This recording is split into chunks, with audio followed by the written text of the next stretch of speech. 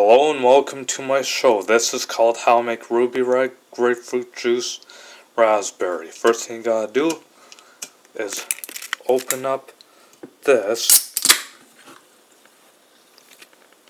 Raspberry Bubly and you pour it into this cup.